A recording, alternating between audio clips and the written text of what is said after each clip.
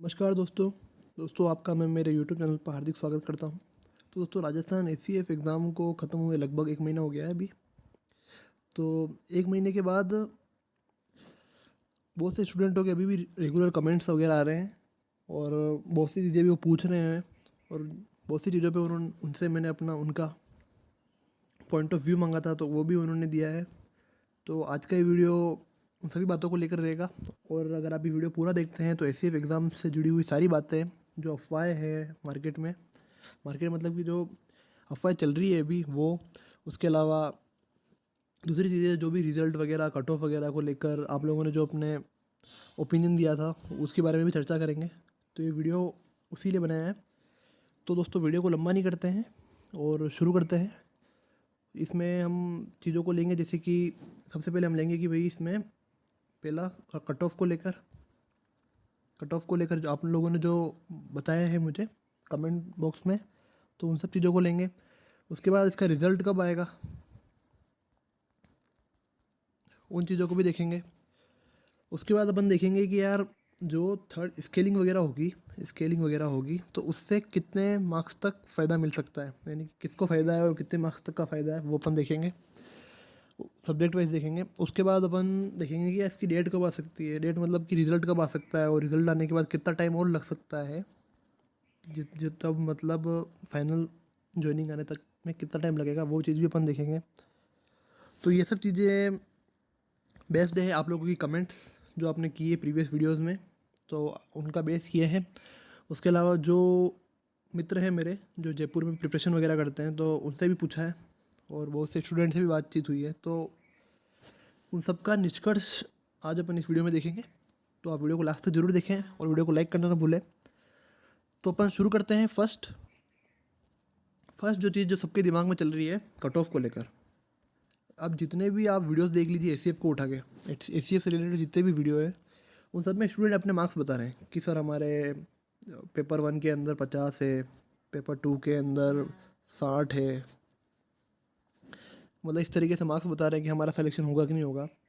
तो उनको एक चीज़ बताना चाहूँगा मैं कि यार अभी तक कोई ऑफिशियल कट ऑफ तो इन्होंने दी नहीं है, तो आप मार्क्स बता रहे हो उससे कुछ फ़र्क नहीं पड़ेगा। पर बहुत से जो लोग हैं और जो स्टूडेंट हैं उनका मानना है कि ये जो कट ऑफ है वो रह सकती है, कि उनका मानना है कि जो पेपर 1, 2 और उसके अलावा जो ऑप्शनल वगैरह सब मिला के तो जो कट ऑफ रह सकती है वो रह सकती है 400 से 410 के बीच में। कुछ स्टूडेंट का इतना मानना है कि वो ये कह रहे हैं कि यार स्केलिंग वगैरह हो जाएगी, सीटें कम है तो नंबर इतने कम हो सकते हैं। जनरल कैंडिडेट के लिए है ये। और अगर आप ओबीसी हो तो आप 10 नंबर कम कर लो, एससी एसटी हो तो 20-20 नंबर कम कर लो। तो इस तरीके से ये कट ऑफ रहने के चांसेस है, यानी कि आपका पेपर 1, 2 और दोनों ऑप्शनल 1 और ऑप्शनल 2 मिला के अगर आपके लगभग 400 नंबर है और आप जनरल कैंडिडेट हो तो आप एक हिसाब से सेफ़ हो। उसके अलावा आपको कहीं भी मार्क्स लिख के किसी भी यूट्यूबर से पूछने की ज़रूरत नहीं है कि हमारा सिलेक्शन होगा कि नहीं होगा। आप 200-400 प्लस हो तो आप सेफ़ हो एक हिसाब से जनरल में। और अगर आप महिला हो तो थोड़े कट ऑफ कम कर दो इसमें, क्योंकि सीटें इतनी ज़्यादा है नहीं। उसके बाद ओबीसी वगैरह वगैरह 20-20 नंबर कम कर दो। तो ये सब चीज़ें है। उसके अलावा कुछ अफवाह ऐसी चल रही है कि स्केलिंग नहीं होगी। तो दोस्तों स्केलिंग होगी नहीं होगी इसके ऊपर अभी तक कोई औपचारिक बयान नहीं आया है, पर इसमें हो सकता है कि स्केलिंग होगी, क्योंकि जो पेपर का लेवल है उनको मेंटेन करने के लिए, यानी बराबर करने के लिए, बैलेंस करने के लिए ये हो सकता है कि ये स्केलिंग करेंगे। पर अभी तक ऐसा कुछ कहा नहीं गया है, तो ये भी एक अफवाह है मार्केट के अंदर। कुछ लोग कह रहे हैं कि कट ऑफ 450 प्लस जा सकती है, तो ऐसा कुछ होने वाला नहीं है, तो ये डरने की ज़रूरत नहीं है आपको। उसके अलावा बहुत से स्टूडेंट डर रहे हैं कि स्केलिंग से हमको बहुत ज़्यादा ही नुकसान हो जाएगा, वो हो जाएगा। हाँ, स्केलिंग से जिनका पेपर ईजी आ गया उनको थोड़ा मार्क्स कम हो जाएंगे उनके, और जिनका पेपर थोड़ा हार्ड आ गया था उनके मार्क्स बढ़ जाएंगे। तो ये सब चीज़ें होगी, तो आपको उससे भी डरने की ज़रूरत नहीं है। अगर आपका पेपर अच्छा हुआ है तो आप आराम से बेफिक्र होकर रहिए। जब रिजल्ट आएगा तब आपका नाम लिस्ट में ज़रूर होगा। तो अब बात करते हैं कि रिज़ल्ट कब तक आ सकता है, और सब्जेक्ट वाइज कट ऑफ की भी बात करेंगे अपन। पर अब बात करते हैं अपन रिज़ल्ट कब तक आ सकता है। तो दोस्तों अभी 1 महीना हो गया है, 1 महीना के आसपास लगभग हो गया है। अभी 1 महीना हो गया, तब रिज़ल्ट लगभग आने में कह रहे हैं कि 1 महीने में आ जाना चाहिए, अगले 1 महीने में रिज़ल्ट जारी कर सकते हैं। क्योंकि अभी जो रीट के एग्ज़ाम होने वाले थे 25 तारीख को, 25 अप्रैल को जो होने वाले थे, तो वो भी अभी कैंसिल हो गए हैं। वो उनको वो कह रहे हैं कि 26 को कराएंगे, यानी 26 जून तक वो होंगे। तो अभी कोई एग्ज़ाम कंडक्ट होने वाला है नहीं, तो अब ACF ही बचा है। तो अब ACF का रिजल्ट जल्दी जारी कर सकते हैं, क्योंकि कांस्टेबल का रिजल्ट जारी हो चुका है पहले भी, और अभी तक कोई अगर याचिका वगैरह नहीं लगती है तो रिजल्ट अगले 1 महीने के अंदर आ जाएगा।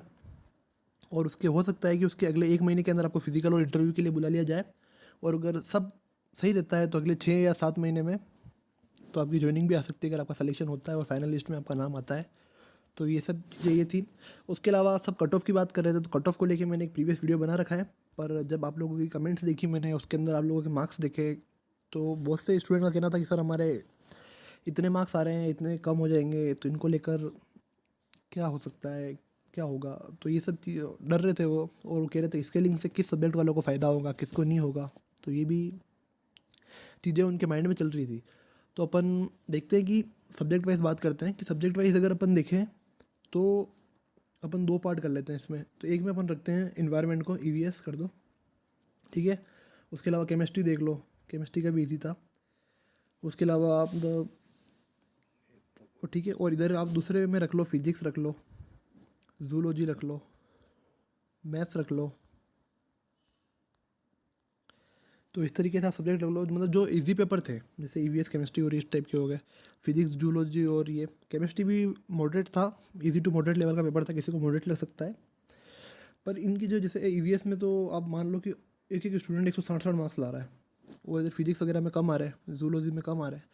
तो अब स्केलिंग में बेसिक सीधा यही होगा कि भाई इनके मार्क्स कम हो जाएंगे, अच्छे आ रहे हैं, और एक फार्मूला बनाएंगे, ये उस फार्मूले में मार्क्स को रखेंगे और निकालेंगे, और इन वाले को बढ़ जाएंगे। यानी कि सीधा आप मोटा मोटा अंदाज़ा लगा सकते हो कि जिन स्टूडेंट्स के मतलब इजी ऑप्शनल थे, जैसे कि मान लो जैसे किसी के केमिस्ट्री और EVS था, इन्वायरमेंटल साइंस था, तो उनके मार्क्स जितने अगर उनको कभी कैलकुलेट कर रहे हैं उससे थोड़े कम हो जाएंगे, और फिजिक्स वालों के बढ़ जाएंगे पेपर के लेवल के हिसाब से। तो ये उनके रहने वाला है, ये सभी के साथ होगा अगर स्केलिंग होती है तो।